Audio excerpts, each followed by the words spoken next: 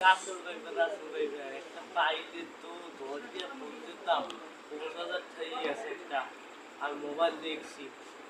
দেখি টাইপ দিয়ে আমাকে সামন দিলে